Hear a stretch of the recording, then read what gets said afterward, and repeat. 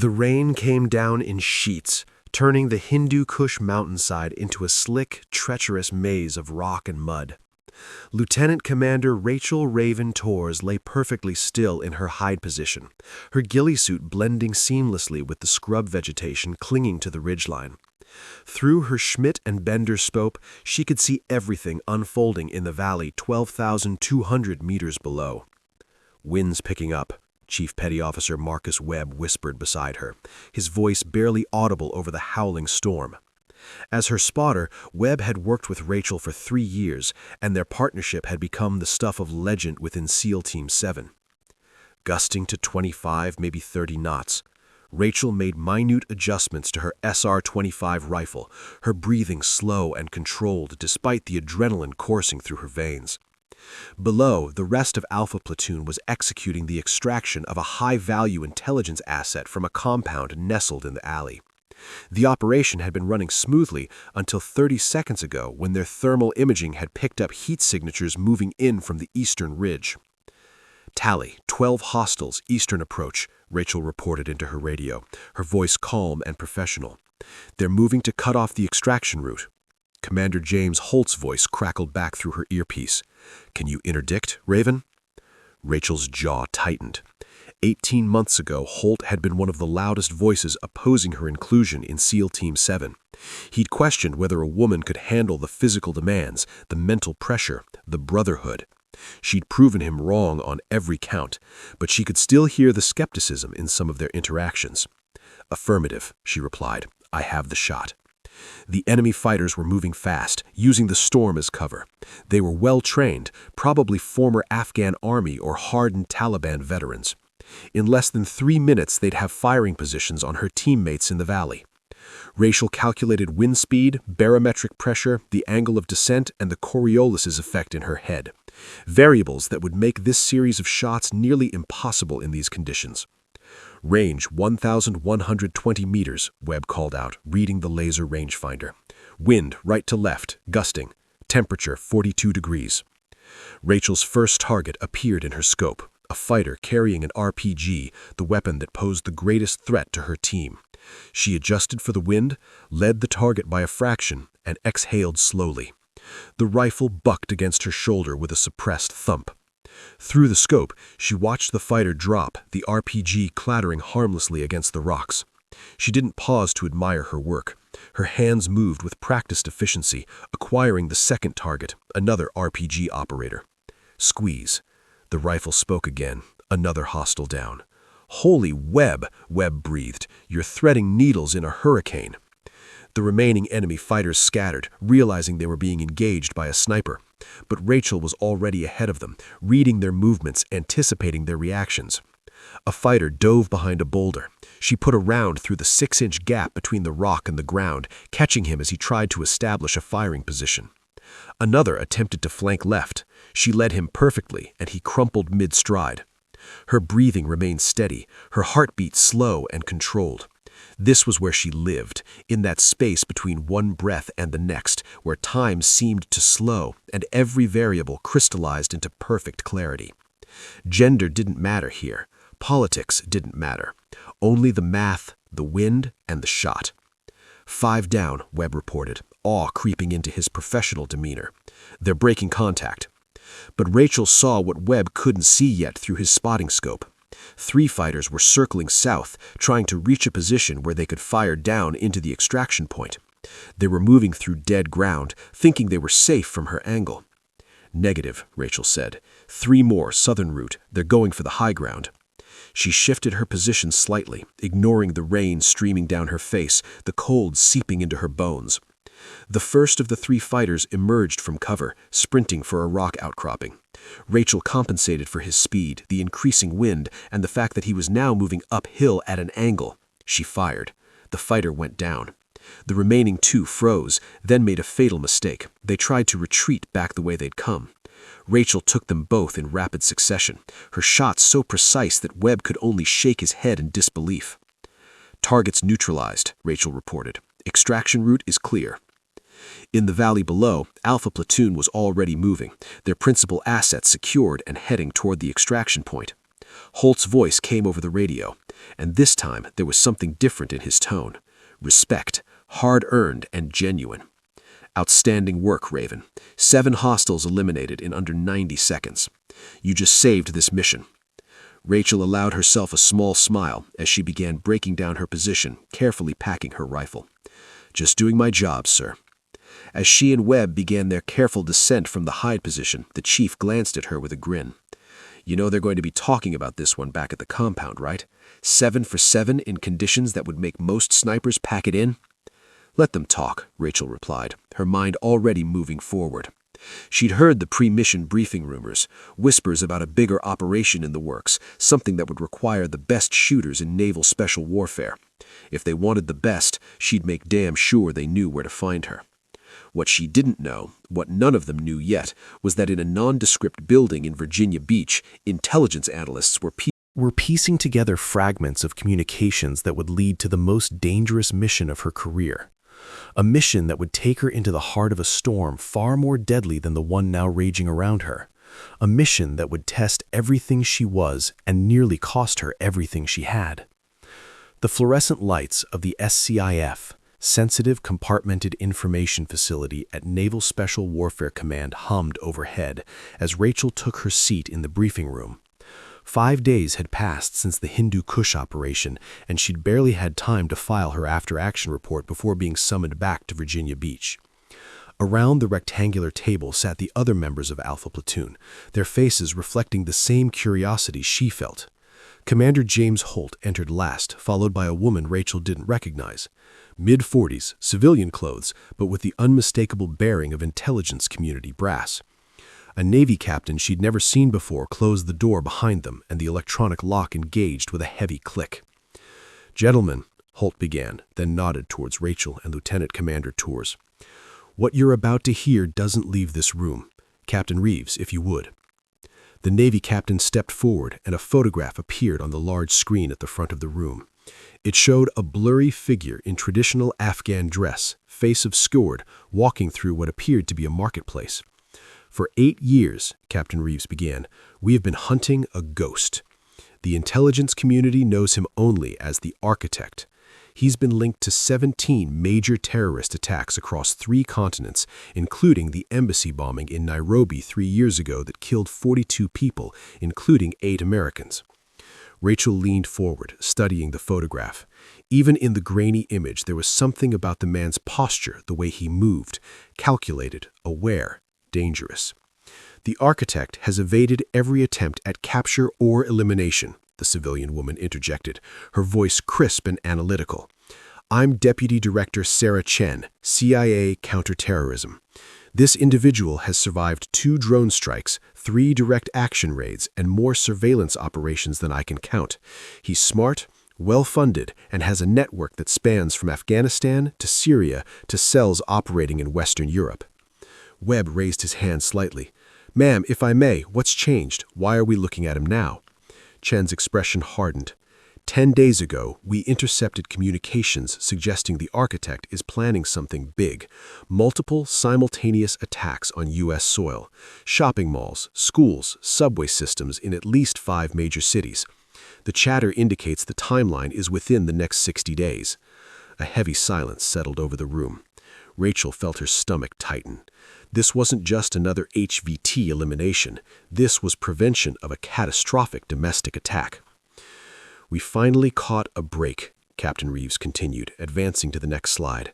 A satellite image of a remote compound nestled in a narrow valley. "NSA intercepted a satellite call that we've authenticated as the Architect's voice.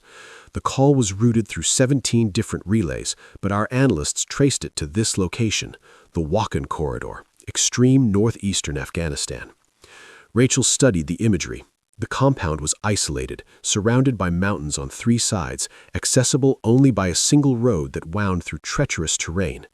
"The Wakhan Corridor," Holt said, standing and pointing to the map, "is one of the most remote regions on Earth. It's where Afghanistan touches China, Pakistan, and Tajikistan. The terrain is brutal, the weather is worse, and there's virtually no U.S. military presence within 200 miles. "Sir," Rachel spoke up, her tactical mind already analyzing the problem, "what's the weather window looking like?" Reeves nodded approvingly at the question. That's the complication, Lieutenant Commander. Monsoon season is starting early this year. We have a 72-hour window starting in 5 days before the region becomes completely inaccessible for at least 6 weeks. And we can't wait 6 weeks, Chen added grimly. If the architect is planning domestic attacks in the next 60 days, we need to eliminate him now and recover whatever intelligence is in that compound. Computers, phones, documents, anything that tells us about his network and operational plans. Holt stepped forward, his expression serious. Alpha Platoon, you're being tasked with Operation Phantom Thunder. Insertion will be halo jump from 30,000 feet, 72 hours on the ground, and extraction via helo from a landing zone 15 clicks from the target. The mission profile is straightforward. Infiltrate, eliminate the architect, secure all intelligence materials, and extract. Rachel felt Webb glance at her from across the table, and she knew what he was thinking. Straightforward on paper, maybe. In reality, this would be one of the most dangerous operations SEAL Team 7 had ever undertaken. Rules of engagement? Asked Lieutenant Jake Morrison, Alpha Platoon's assault team leader. The architect is kill on sight. Anyone actively defending the compound is hostile. However, intelligence suggests there may be civilians in the area, local villagers, possibly forced labor. Positive identification is required before engaging any target that isn't clearly armed and threatening. Chen pulled up another image, a detailed layout of the compound based on satellite reconnaissance. The target building is a fortified structure, likely reinforced concrete. We estimate between 15 and 30 enemy combatants on site, possibly more. They're well-armed and well-trained. The architect doesn't employ amateurs. Holt looked directly at Rachel. Lieutenant Commander Tours, I'm designating you as primary sniper for this operation. We need your skills on Overwatch. Overwatch. The compound has multiple defensive positions and will need surgical precision to protect the assault element. Rachel met his eyes steadily. Understood, sir. I'll need detailed elevation maps, structural analysis of the compound, and real-time weather updates up until insertion. You'll have everything we can provide, Reeves assured her, but I won't sugarcoat this. The weather is going to be a major factor. The monsoon is pushing in faster than predicted. You'll be operating in heavy rain, high winds, reduced visibility. It's going to test every skill you have. We've trained for worse, Webb said confidently, though Rachel could hear the edge in his voice. They both knew this wasn't bravado. This was the reality of their profession. Holt stood straighter. You have 5 days to prepare. Study the terrain, rehearse the operation, check and recheck your equipment. Intelligence will provide updated satellite imagery every 12 hours, weather reports every 6. This is a zero-fail mission, people. The architect has eluded us for 8 years and has American blood on his hands. We end this and we prevent whatever hell he's planning to unleash on our homeland. Captain Reeves added, one more thing. The architect knows we're hunting him. He's survived this long because he's paranoid and careful. The moment he suspects compromise, he'll vanish into the mountains, and we'll lose our only chance to stop these attacks. Operational security is paramount. Outside this room, this mission doesn't exist. As the briefing concluded and the team began filing out, Holt caught Rachel's arm. His expression was unreadable. I specifically requested you for this operation, Tours, he said quietly. What you did in the Hindu Kush, that's the level of skill we need, maybe the only level that gives us a chance. Rachel nodded, feeling the weight of responsibility settling on her shoulders. I won't let you down, sir. I know you won't, Holt replied, and this time there was no skepticism in his voice, only trust. Now go get ready. 5 days isn't much time to prepare for the impossible.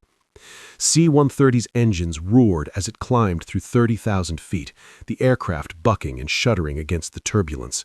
Rachel sat in the cargo bay, her oxygen mask secured, her main and reserve parachutes checked and rechecked. Around her, the 13 other members of Alpha Platoon sat in similar silence, each man lost in his own pre-junk ritual. Through the small window, Rachel could see darkness, broken only by occasional flashes of lightning. The meteorological report had been grim. The monsoon was arriving 12 hours ahead of schedule, and conditions on the ground were deteriorating rapidly. Command had given them a choice: scrub the mission and wait 6 weeks, or jump now and complete the operation before the weather made extraction impossible. It hadn't been a difficult decision. 60 days until domestic attacks meant they couldn't afford to wait. 10 minutes, the loadmaster called out, his voice crackling through their headsets. Rachel stood and moved through her final equipment check with Webb. Her SR-25 rifle was broken down and secured in a protective case strapped to her leg. Her plate carrier held extra magazines, medical supplies, and a backup sidearm. Every piece of gear had been weight optimized. They'd be moving fast through hostile terrain, and every ounce mattered. "You good, Raven?" Webb asked, checking her oxygen flow and parachute connections. "Good to go, Chief," she replied, returning the favor and inspecting his gear with the same meticulous attention. Commander Holt stood at the front of the chalk, his eyes scanning his team one final time. Despite the oxygen mask, Rachel could read his expression: determination mixed with the weight of command. He was sending his people into hell, and they all knew some might not come back. 5 minutes, the loadmaster announced. The rear ramp began to lower, and the temperature in the cargo bay plummeted. Wind screamed into the aircraft, and Rachel could see the storm below, a churning mass of clouds lit from within by lightning. They'd be jumping directly into it. 1 minute, stand by. The team formed up at the ramp, Rachel positioned in the middle of the stack. Her heart rate was steady at 62 beats per minute, the same as always before a jump. Fear was natural, but she'd learned years ago to channel it into focus. "Green light, go." One by one, the SEALs stepped off the ramp and disappeared into the darkness. When Rachel's turn came, she didn't hesitate. She stepped into the void, and gravity seized her. The free fall was violent. Wind tore at her body as she plummeted through the storm, rain pelting her goggles, lightning illuminating the clouds around her in strobing flashes. She held her body position, tracking toward the designated release point, watching her altimeter tick down through 20,000 feet, 15,000, 10,000. At 8,000 feet, she pulled her ripcord. The parachute deployed with a sharp jolt, and suddenly the chaos of freefall gave way to the eerie quiet of canopy flight. Around her, she could see the other chutes deploying, dark shapes against darker clouds. "Alpha 1, comm check." Holt's voice came through her earpiece. One by one, the team reported in. Everyone had made it through the jump. Now came the hard part, navigating to the landing zone in zero visibility conditions. Rachel steered her chute using her GPS and night vision, fighting wind gusts that threatened to push her off course. The ground rushed up faster than expected, and she hit hard, rolling to absorb the impact in muddy terrain. Within seconds, she'd collapsed her chute and had her weapon assembled and ready. "Alpha 7 on the ground," she reported using her call sign. The team consolidated at the rally point, a cluster of rocks 2 clicks from the compound. Holt did a quick head count. Equipment check. Miraculously, everyone had landed within 500 meters of the intended drop zone. "Solid work, people," Holt said quietly. "We move in 10. Check your gear, hydrate, and get ready to move." The rain was relentless, turning the ground into a slippery morass. Rachel pulled out her tablet and reviewed the route one more time. 12 kilometers of mountain terrain to be covered in darkness.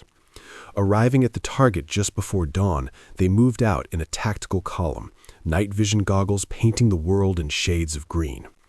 The terrain was even worse than the satellite imagery had suggested. Steep ravines, loose scree, and vegetation that grabbed at their equipment. Progress was slow and exhausting. 6 hours into the movement, they reached their first waypoint, a ridgeline overlooking a valley they'd need to cross. Below, a river that had been a stream in the satellite photos was now a raging torrent swollen by the storm. "We need to cross that?" Morrison asked, staring at the churning water. "Only way to the target," Holt confirmed. "There's a narrow point about 500 meters south. We rope across." They moved to the crossing point where the river narrowed to about 15 meters, but ran fast and deep. Webb and 2 other SEALs rigged a rope system, anchoring it to rocks on both sides. The plan was simple: cross one at a time, secured to the rope, while the team provided security. Rachel was 5th in line. She watched Morrison cross first, fighting the current but making it safely. Then Webb, then 2 more operators. When her turn came, she clipped into the rope and stepped into the water. The current hit her like a truck. Even secured to the rope, the force of the water was staggering, threatening to sweep her downstream. She fought forward, hand over hand, her boots barely finding purchase on the slippery rocks below. She was 3/4 across when she heard the sharp crack. "RPG!" someone shouted. The world exploded in light and sound. The rocket-propelled grenade hit the rocks behind her, and the blast wave threw her sideways. Her clip detached from the rope, and suddenly the current had her. Rachel tumbled underwater, disoriented, fighting to surface. When her head broke water, she gasped for air and saw muzzle flashes on both banks, her team engaging an enemy force that had ambushed them at the crossing point. "Ravens in the water!" she heard Webb scream. She tried to swim toward the bank, but the current was too strong, pulling her downstream into a section of rapids. Rocks battered her body as the river accelerated, carrying her away from her team, away from the mission, away from everything. She caught a glimpse of Webb at the river's edge, reaching out helplessly as she was swept past. Then another rapid pulled her under, and the world became a chaotic tumble of water and darkness. Her head struck something hard, a rock, a submerged log, she couldn't tell. Stars exploded across her vision. She tried to swim, to fight, but her body wasn't responding correctly. The cold was seeping into her bones, sapping her strength. The last thing she heard before darkness took her was Holt's voice on the radio, distant and desperate. "Alpha 7, respond. Raven, do you copy?" Then there was only the roar of the river and the embrace of unconsciousness. Somewhere upstream on the muddy bank, Webb found Rachel's rifle scope wedged between two rocks, the lens cracked, the mounting system torn away. He stared at it for a long moment, rain streaming down his face before keying his radio. "Commander?" His voice was thick with emotion. "I've got part of Raven's weapon. There's blood on it, sir." Holt's response came after a long pause, the weight of command forcing him to speak words no leader wants to say. "Mark the position. We'll search for 2 more hours, but we can't compromise the mission. The architect is our priority." And in the darkness, as the team swept the riverbank with infrared lasers, finding nothing but wreckage and empty water, the whisper spread among them, a whisper that would soon become a certainty. "She's gone." Pain dragged Rachel back to consciousness. Her eyes opened to gray dawn light filtering through storm clouds. Rain still falling, but lighter now, almost gentle. She was lying on rocks, water lapping at her boots. For a moment she couldn't remember where she was or why every inch of her body screamed in agony. Then it came flooding back. The ambush, the explosion, the river. Rachel tried to push herself up and nearly blacked out again. Her left arm hung at an unnatural angle, and when she tried to move it, white-hot agony lanced through her shoulder. Broken. Definitely broken. She did a mental inventory of the rest of her body. Bruised ribs, possibly cracked, gash on her forehead still bleeding, dozens of cuts and contusions from being battered against rocks. But she was alive. She forced herself to sit up using only her right arm and assessed her situation. The river had carried her at least 3 miles downstream, maybe more. She was on a rocky bank in a narrow gorge surrounded by steep cliffs. Her radio was gone, torn away by the current. Her primary weapon gone. Most of her equipment gone. What remained? Her Sig Sauer P226 pistol, somehow still secured in her holster, a Ka-Bar knife on her belt, a small survival kit in a waterproof pouch on her vest, 2 protein bars, miraculously intact, and her compass, the old brass one her grandfather had given her when she graduated Buds. Rachel pulled out the survival kit with trembling hands. Inside, water purification tablets, an emergency blanket, fire-starting materials, fishing line, a small first aid kit, and paracord. It wasn't much, but she'd been trained to survive with less. First priority, stabilize her arm. She cut a section of her pant leg and fashioned it into a sling, then used paracord and a straight piece of driftwood to splint the break. The pain made her vision swim, but she worked through it, focusing on the task rather than the agony. When she was done, her arm was immobilized. Not perfect, but vital. Would have to do. Second priority, stop the bleeding from her head wound. She used the first aid kit's gauze and medical tape, pressing firmly until the flow slowed to a trickle. Third priority, figure out where the hell she was and what to do next. Rachel pulled out her compass and studied the terrain. The river had carried her south and east, away from her team and away from the target compound. By her estimate, she was now at least 5 miles off course, separated from Alpha Platoon by impassable terrain and unknown numbers of enemy forces. The smart play would be to find a hide position and wait for extraction, except extraction wasn't coming for 72 hours, and she had no radio to call it in. Her team thought she was dead. She'd heard Webb's voice as the river swept her away, the desperation in it. She could try to evade, move to an extraction point and hope the team came looking, but that would take days of movement through hostile territory with a broken arm and minimal supplies. Boulder. Rachel lived northwest, toward where the target compound should be. Her team was continuing the mission. They had to. The architect was still the priority, domestic attacks still pending. Hall would push forward because that's what the mission required. A crazy idea formed in her mind. According to the briefing, the compound was nestled in a valley with high ground on 3 sides. Her team would approach from the north, the most accessible route. But what if there was another approach? What if the river had actually carried her to a position where she could reach the southern ridge, the one the satellite imagery had shown as nearly vertical, too dangerous to climb, but offering a superior sniper position? It was insane. She was injured, unequipped, alone in enemy territory. Every rational part of her mind screamed to find cover and survive. But Rachel had never been one to take the rational path when the mission demanded more. She stood slowly, testing her balance. Dizzy but functional, she checked her pistol, somehow still loaded, though the magazine was down to 11 rounds. 11 rounds, a knife, and determination. "Hooyah," she whispered to herself, the SEAL battle cry sounding defiant even in her weakened voice. Rachel began moving northwest, paralleling the river, using the terrain for cover. Every step was agony. Her ribs protested, her arm throbbed, and exhaustion pulled at her like physical weight. But she'd endured worse in Bud's Hell Week, had pushed through pain that would break most people. She moved through the day, taking breaks only when absolutely necessary, rationing her water and the 2 protein bars. The terrain was brutal, forcing her to climb over fallen trees and navigate around rock fields with 1 functional arm. As the sun began to set on the first day, Rachel heard voices ahead. She froze, then carefully moved to a position where she could observe without being seen.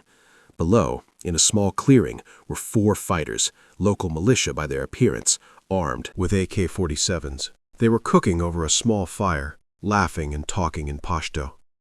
Rachel understood enough of the language to catch fragments of their conversation.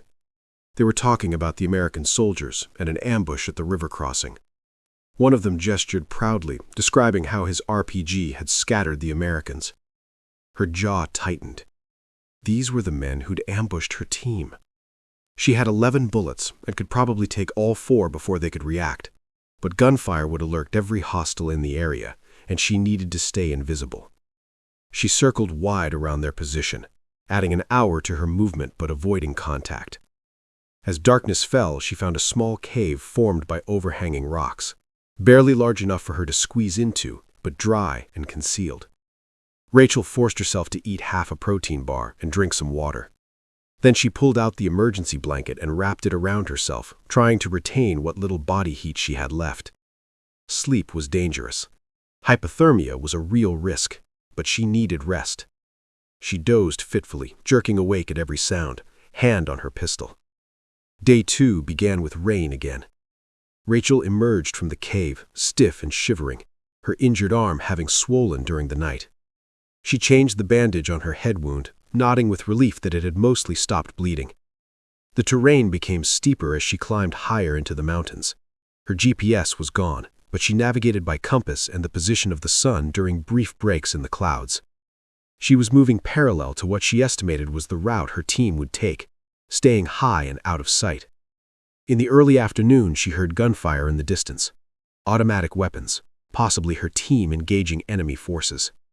She wanted desperately to move toward the sound, to help, but she was too far away and too injured to make a difference. By late afternoon on day 2, Rachel was near collapse. Her water was almost gone, and she hadn't eaten since the previous night.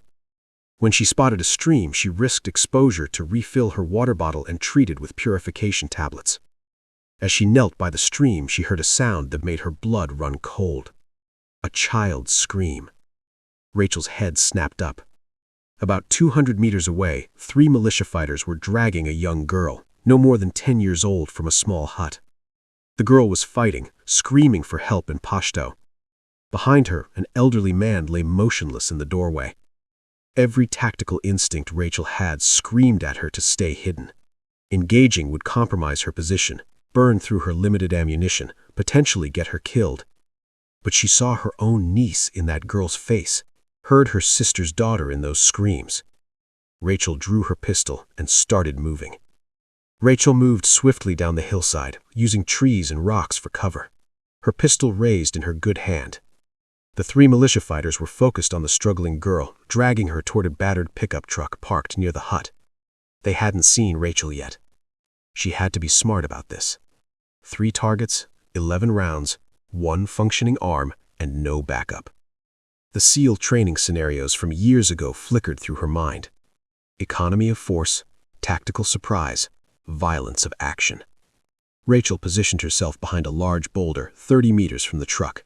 She steadied her pistol against the rock, compensating for her broken left arm by using the stone as a brace. Deep breath. Exhale slowly. The closest fighter was holding the girl, using her as a shield while his companions opened the truck's door. Not ideal, but Rachel had no choice. "Hey!" she shouted in Pashto, her accent rough but understandable. All 3 fighters spun toward her voice. The one holding the girl instinctively pulled her closer, exactly what Rachel expected.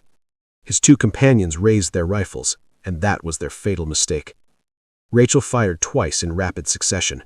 Both shooters dropped before they could get rounds off. The 3rd fighter, still holding the girl, fumbled for the pistol in his belt. Rachel's 3rd shot hit him in the shoulder, deliberately non-lethal. He released the girl and stumbled backward, and Rachel's 4th shot ended the threat. Silence fell over the clearing, broken only by the girl's sobbing. Rachel emerged from cover, keeping her pistol ready, scanning for additional threats. The elderly man in the doorway groaned. Alive, then. She moved to the girl first, kneeling, despite the pain shooting through her ribs. "You're safe now," Rachel said softly in Pashto. "I won't hurt you." The girl stared at her with wide, terrified eyes, taking in Rachel's torn uniform, the makeshift splint, the blood. Then the child lunged forward and wrapped her arms around Rachel, sobbing into her vest.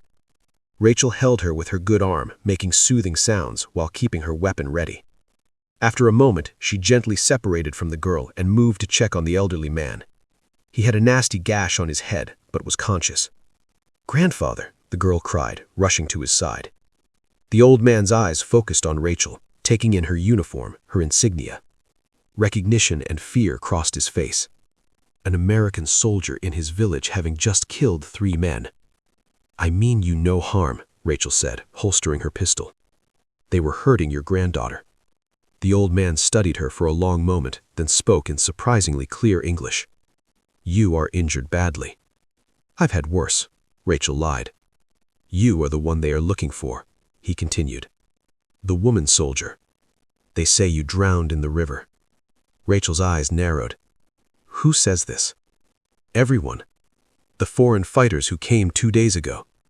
They speak of Americans in the mountains. They say they killed one at the river, a woman. They celebrate this." So, Alpha Platoon was still operational, still moving toward the objective, and the enemy thought Rachel was dead. Both useful pieces of intelligence. "The foreign fighters," Rachel pressed. "Where's their compound?" The old man looked at his granddaughter, then back at Rachel. "You saved Parisa. For this I am in your debt. But if I help you, they will kill everyone in this village." "They'll kill you anyway," Rachel said quietly. "Men who take children don't leave witnesses. I can stop them, but I need your help." The old man was silent for a long moment, weighing the life of his granddaughter against the risk to his community. Finally, he nodded. "Come inside. I will tend your wounds and we will talk."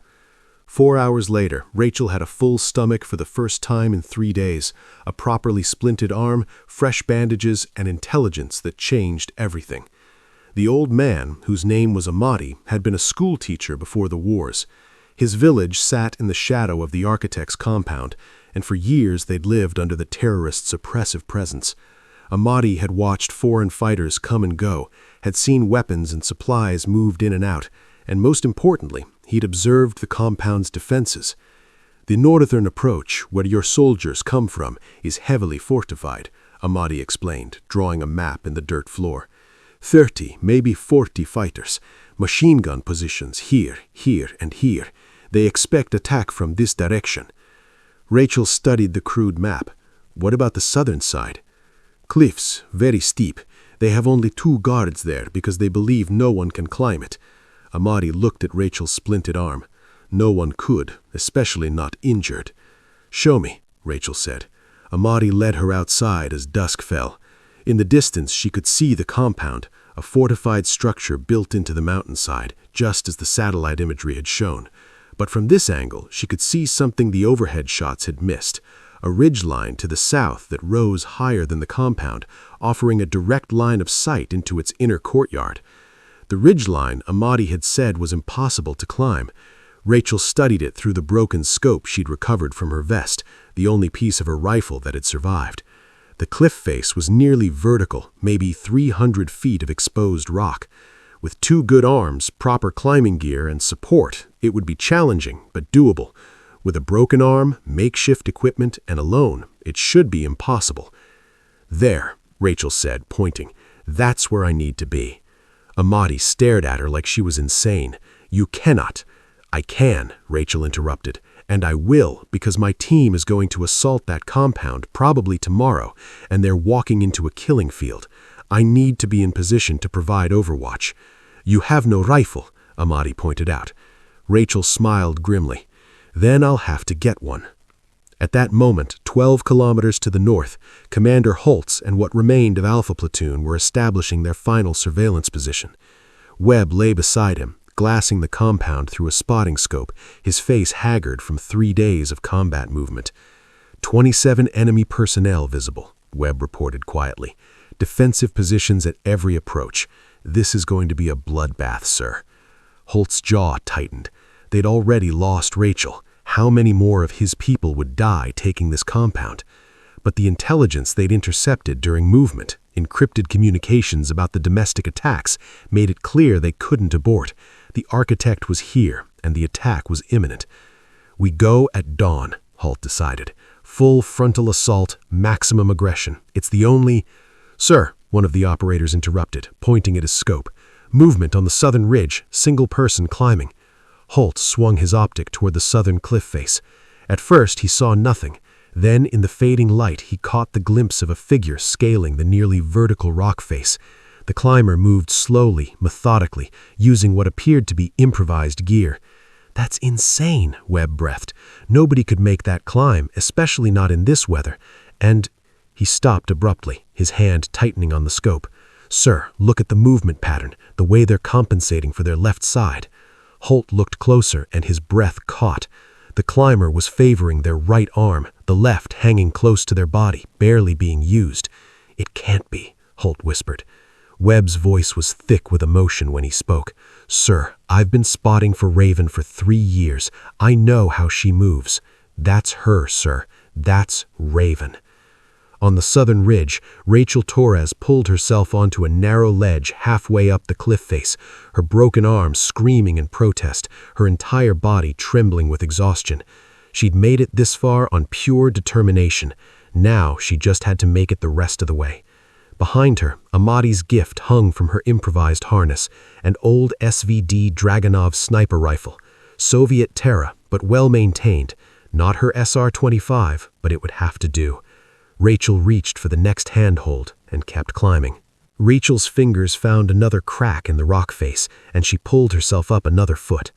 Pain radiated from her broken arm, despite the splint, but she'd learned to compartmentalize it, to push it into a distant corner of her mind where it couldn't stop her. The climb had taken 4 hours. 4 hours of agony, of near falls, of moments where her right hand was the only thing between her and a fatal plunge. She'd used every piece of paracord from her survival kit, supplemented by rope Amadi provided, creating a makeshift harness system that would have made any climbing instructor weep. But it had worked. Somehow, impossibly, it had worked. Rachel hauled herself over the final lip of rock onto the ridgeline and collapsed, gasping. Her entire body shook with exhaustion. Blood seeped through the bandage on her head wound, and her broken arm had swollen to twice its normal size.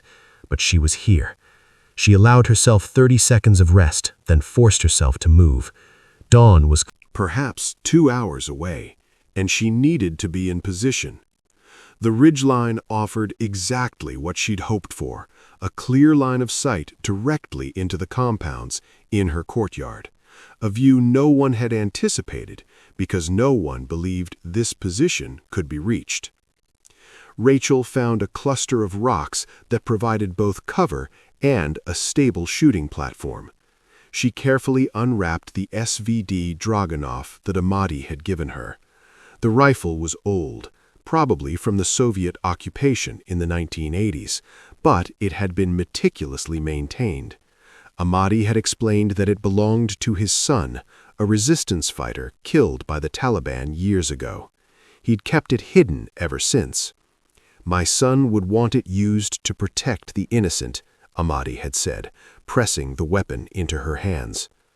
Rachel inspected the rifle with her one good hand. The scope was intact, the action smooth. She had 20 rounds, a single magazine, 20 rounds to make a difference. She worked quickly, using rocks and paracord to create a stabilization system. Her broken left arm couldn't support the rifle's weight, so she built a rest that would hold it steady while she operated the bolt and trigger with her right hand.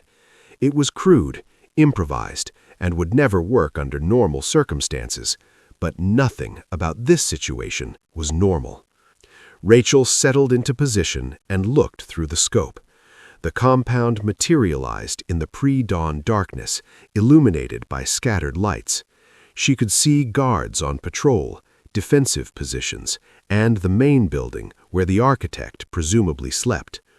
She keyed her radio, the small emergency backup unit Amadi had somehow procured from his village, and broadcast on Alpha Platoon's frequency. "Alpha 1, this is Alpha 7. How copy?" Static. Then, "Say again, Alpha 7. Webb's voice, shocked and disbelieving. "Alpha 7 is in position," Rachel transmitted calmly. "Southern ridge, elevation advantage, direct line of sight to target compound. Raven is alive and ready to provide overwatch." The radio erupted with Webb shouting, "She's alive, sir! She's alive! Raven, where the hell?" "Focus, Chief," Rachel interrupted, though she couldn't help but smile. "I'm in a sniper position with limited ammunition and compromised physical capability. I can provide precision fire support, but I need continuous meteorological data and target designation." Holt's voice came through, controlled, but with an undercurrent of emotion. "Raven, your position is impossible. We saw you climb. How did you—" "Never mind. Can you maintain that position?" "Affirmative, sir. I have 20 rounds, stable platform, and a Russian rifle that's older than I am. It'll have to be enough." A pause, then, "Outstanding work getting into position, Lieutenant Commander. Here's the situation. We assault at dawn, approximately 90 minutes from now. Intelligence indicates the architect is in the main building, second floor, east wing. Multiple hostiles, heavily armed. We need you to eliminate the machine gun positions on the northern wall before we breach."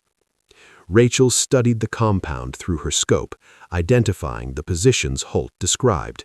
3 machine gun nests, each capable of cutting down the assault team.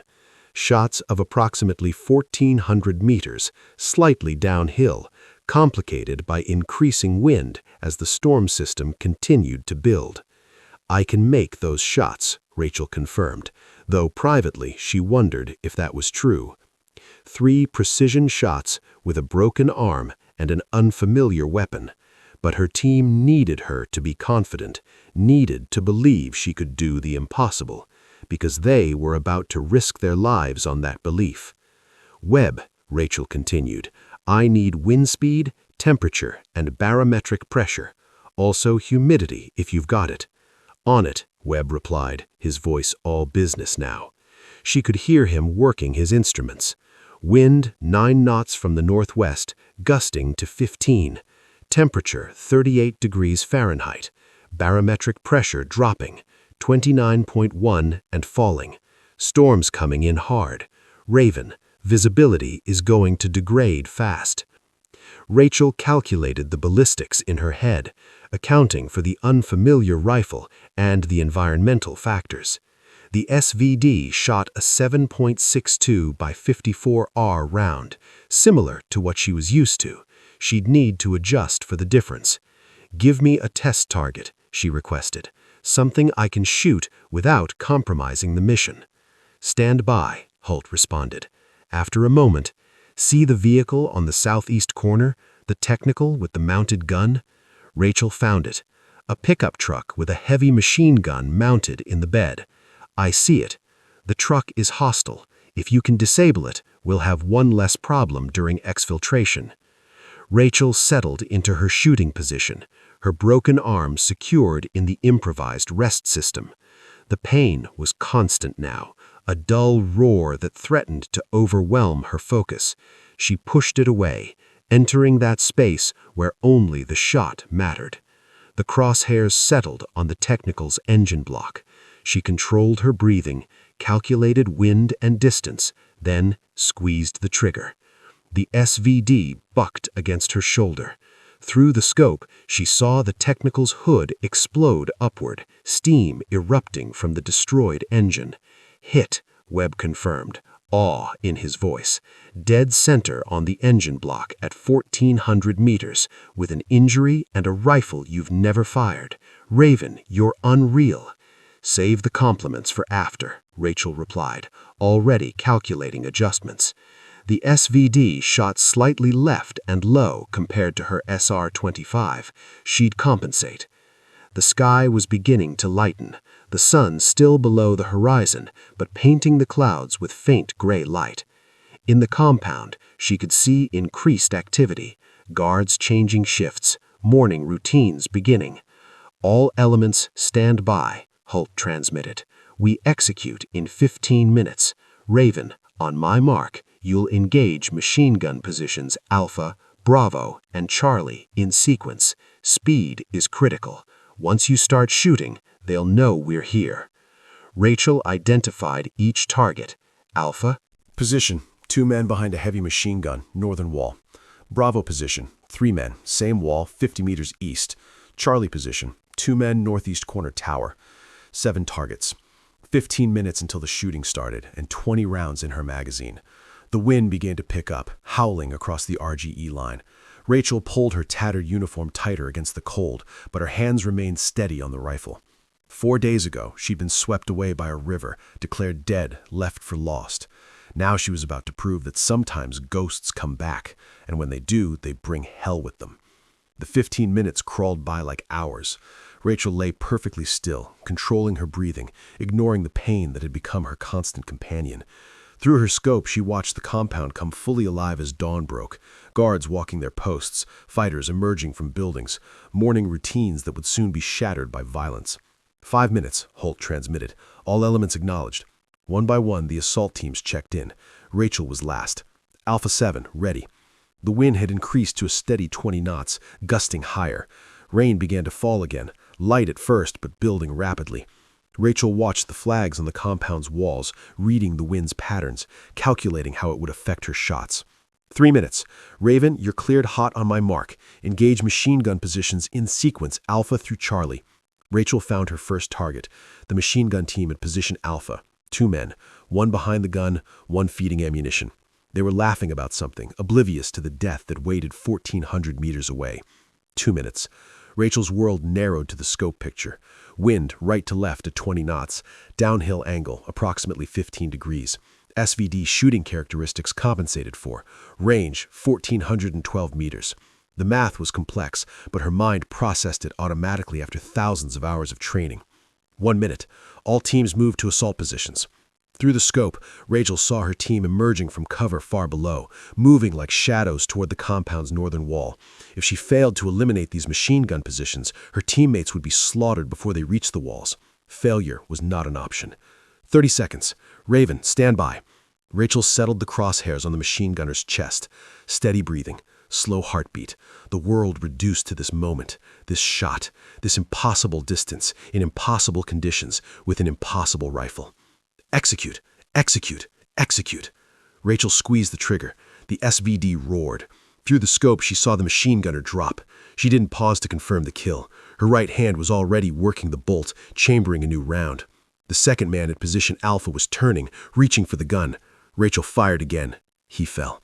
Alpha position, neutralized, Webb called. Position Bravo.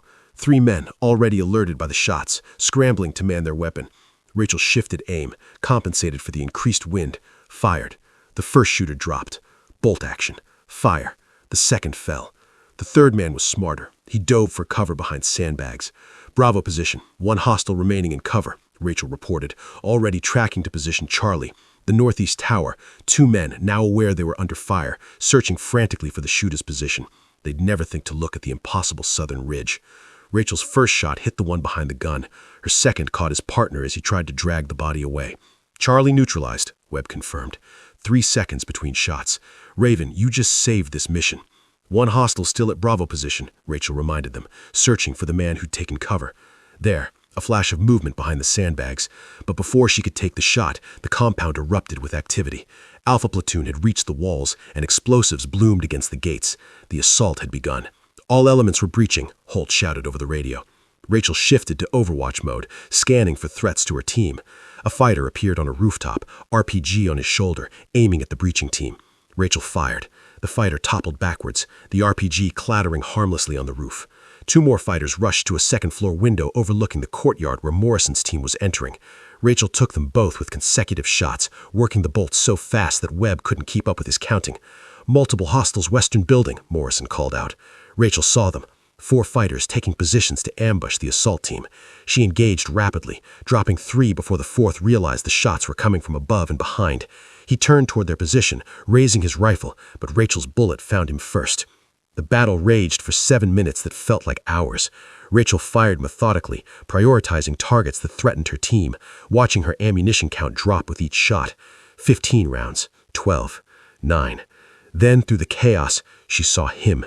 A figure emerged from the main building's 2nd floor onto a protected balcony. A man in expensive Western clothing, moving with authority, barking orders at the fighters around him. Even from 1,400 meters, Rachel could see the satellite phone in his hand. I have eyes on a high-value individual, Rachel transmitted. 2nd floor, balcony, main building, matches physical description of primary target. Can you confirm identity? Holt asked, his team still fighting through the compound's ground floor. Rachel studied the man through her scope. He was older, graying beard, scarred face. He moved like someone accustomed to command, someone who'd spent years evading death. The architect. It had to be. Physical characteristics match, Rachel reported, but I need positive ID before engaging. The man turned, and Rachel saw his face and profile. She'd memorized every photograph in the intelligence briefing, every angle, every distinguishing feature. Positive ID confirmed. I have the architect in my scope. Take the shot. Holt ordered immediately. I say again, you are cleared to engage primary target.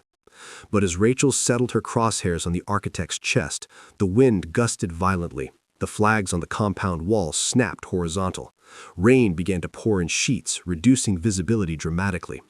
Through her scope, the architect became a wavering image obscured by the storm. This was the shot she'd climbed an impossible cliff to make. The shot that justified every ounce of pain, every moment of suffering. The shot that would prevent attacks that could kill thousands of Americans. And it was impossible. 1,400 meters through hurricane-force winds, rain reducing visibility to near zero, a broken arm limiting her stability, an unfamiliar rifle with unknown quirks. Any one of these factors would make the shot nearly impossible for even the best snipers in the world. Rachel had all of them working against her. Raven status, Holt pressed. We need that shot now. He's moving back inside. Through the scope, Rachel watched the architect take a step toward the door. In seconds, he'd be gone, disappeared into the building where Holt's team would have to clear room by room, where he might escape through hidden tunnels, where he might vanish again for another 8 years. Rachel closed her eyes for 1 second, blocking out everything: the pain, the wind, the rain, the impossible distance. In that moment, she thought of her grandfather, the man who'd given her the compass she still carried, a Marine sniper in Vietnam. He'd once told her, "The shot you can't make is the shot you don't take." She opened her eyes. The world crystallized with perfect clarity. She could see the wind's pattern in the rain, could read its rhythm. She understood the rifle, now felt its tendencies. Her broken arm no longer mattered. The improvised rest held steady. Rachel waited. Breathing slowed. Heartbeat dropped to 40 beats per minute. The architect paused at the doorway, turning to say something to a subordinate. 3 seconds of stillness. 3 seconds where every variable aligned. Rachel squeezed the trigger. The bullet flew through the storm, through rain and wind, across 1,400 meters of impossible space. Time seemed to slow as Rachel watched through her scope, unable to see the round itself, but tracking its theoretical path based on pure instinct. The architect's head snapped back, his body crumpled to the balcony floor. "Target down," Rachel transmitted, her voice steady despite the trembling in her limbs. "The architect is down. Confirm kill." Compound descended into chaos. Through her scope, Rachel watched fighters scatter in panic, their leader dead, their defensive positions compromised. Alpha platoon pressed their advantage, clearing rooms with ruthless efficiency. But Rachel's job wasn't finished. She had 4 rounds left, and her team was still in danger.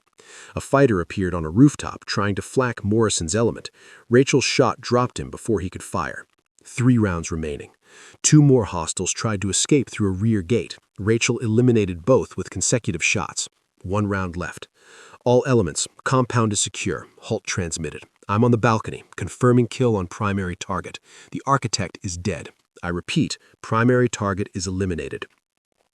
Rachel slumped against her rifle, exhaustion washing over her like a physical wave. She'd done it. Against every impossible odd, she'd made the shot that mattered. "Raven, this is Alpha 1, Holt's voice came through, filled with emotion she'd never heard from the stoic commander. "That shot, that was the most incredible piece of marksmanship I've ever witnessed. You just prevented attacks that could have killed thousands. Do you understand that? Thousands of Americans are alive today because of what you did." "Just doing my job, sir," Rachel replied, though her voice cracked slightly. "Alpha 7, this is Alpha 2, Morrison's voice joined. "We're securing intelligence materials now. Computers, phones, documents, the whole network is here. This is a gold mine." Webb's transmission was more personal. "Raven, I've been your spotter for 3 years and I've never seen anything like that. 1,400 meters through a hurricane with a broken arm and a rifle you'd never fired. They're going to be talking about this shot for the next 50 years. But the celebration was premature. Rachel heard Morrison's voice again, urgent this time. "Contact, we've got a runner. Target is mobile, heading for the northeast exit. He's got a laptop case, could be the architect's second in command with critical intel." Through her scope, Rachel saw him, a man in tactical gear sprinting across the compound, heading for a gate that would lead to escape routes in the mountains. If he got away with that laptop, pieces of the architect's network might survive. "I've got him," Rachel transmitted, tracking the running figure, "but he's moving fast, and this is my last round." The target was at 1,200 meters now, running at full speed. Rachel would have to lead him, calculate his speed and direction, factor in the continuing wind and rain with her last bullet. No second chances. "Take the shot if you have it," Holt authorized, "but don't risk it if—" Rachel fired. The runner fell mid-stride, tumbling across the muddy ground, the laptop case skittering away from his lifeless hands. "Target down," Rachel reported simply. "Magazine empty. I'm Winchester on ammunition." The radio was silent for a moment, then Webb's odd voice. 8 shots, 8 kills. Raven, you just went 8 for 8 in conditions that would make most snipers pack it in. That's unreal. "Alpha elements, begin exfiltration procedures," Holt ordered. "Morrison, secure that laptop. Webb, take a team and get to the southern ridge. Our sniper needs extraction and medical attention." The exfiltration was a blur. Rachel barely remembered Webb and 2 other SEALs reaching her position, their expressions mixing disbelief at her survival with concern at her condition. Webb took one look at her swollen arm, the blood-soaked bandages, the sheer exhaustion in her eyes, and immediately called for a stretcher. "I can walk," Rachel protested weakly. "Sure you can." Webb replied gently, already signaling the others. But you don't have to. Not anymore. They carried her down the mountain as the storm intensified, fighting their way to the extraction point. The helicopter insertion was harrowing, wind buffeting the bird, visibility near zero. But the Night Stalker pilots earned their reputation, getting them all out alive. Rachel's last clear memory before losing consciousness was Holt kneeling beside her stretcher in the helicopter, his hand on her shoulder. "You did good, Lieutenant Commander," he said, and this time there was no skepticism, no doubt, only profound respect. Better than good, you just became a legend. Rachel woke 3 days later in Landstuhl Regional Medical Center in Germany. The doctors told her she'd been severely hypothermic, dehydrated, suffering from blood loss and exhaustion.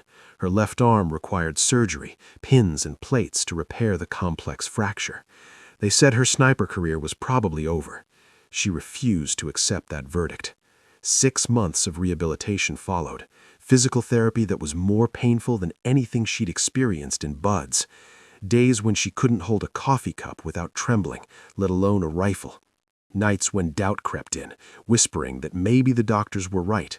But Rachel had climbed an impossible cliff with a broken arm. She'd made an impossible shot through an impossible storm. She wasn't about to let something as simple as a healing bone stop her. During her recovery, news of the mission spread through the special operations community.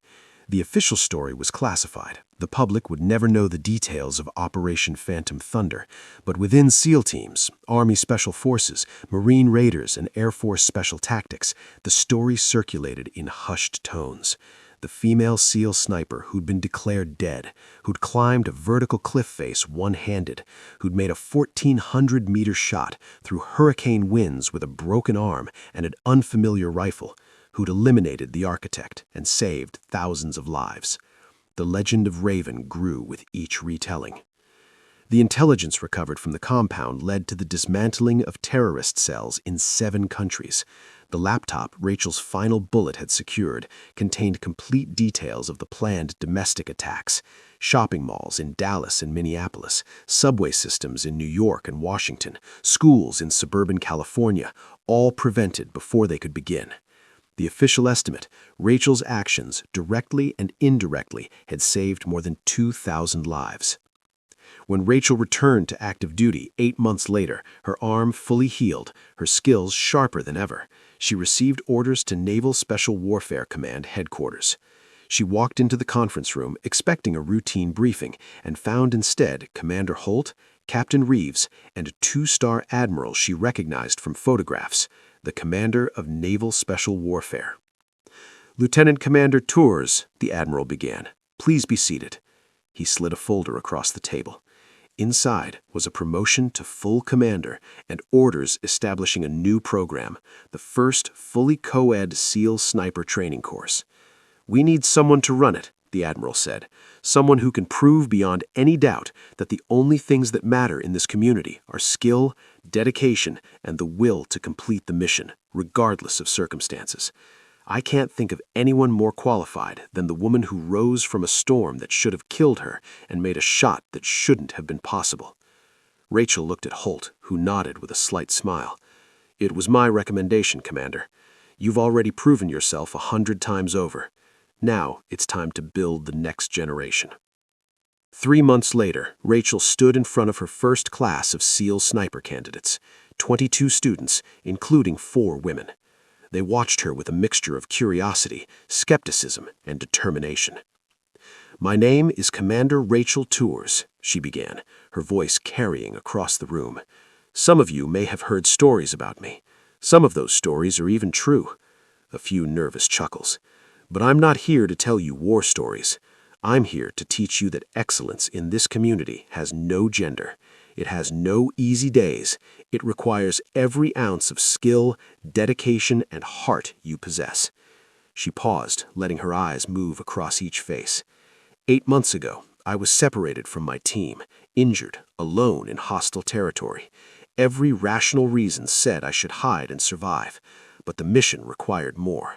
So I climbed an impossible cliff, took an impossible shot, and completed an impossible mission. Not because I'm special, not because I'm the first woman to earn this position, but because when everything went wrong, I did what SEALs do. I adapted, I improvised, and I completed the mission. Rachel's voice grew stronger, filled with the conviction earned through pain and triumph. That's the only standard that matters in this community. Not whether you're male or female, not your background or where you came from. The only question is when everything goes wrong, when you're broken and bleeding and the mission seems impossible, will you find a way to complete it anyway? She looked at the women in the class specifically. Some of you will face doubters. Some will question whether you belong here.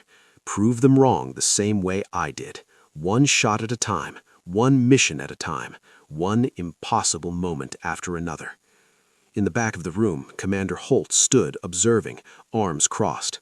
When Rachel glanced his way, he gave her a single nod of respect, the kind given between equals, between warriors who'd bled together. Rachel turned back to her class. Now let's get to work. We've got snipers to build. As the students filed out to the range, Webb approached, now promoted to Master Chief. Think they're ready what you're going to put them through? Rachel smiled, remembering the storm, the cliff, the shot that changed everything. Nobody's ever ready, Chief. But that's how legends are made. In the moments when ready doesn't matter anymore, and all that's left is the will to succeed. She walked toward the range, her arm fully healed, her purpose clear. The ghost who rose from the storm had become something more, a standard, an inspiration, proof that courage and skill knew no boundaries. Behind her, Master Chief Webb grinned. "Hoo-yah, Commander." Rachel's response carried on the wind. "Hoo-yah." The end.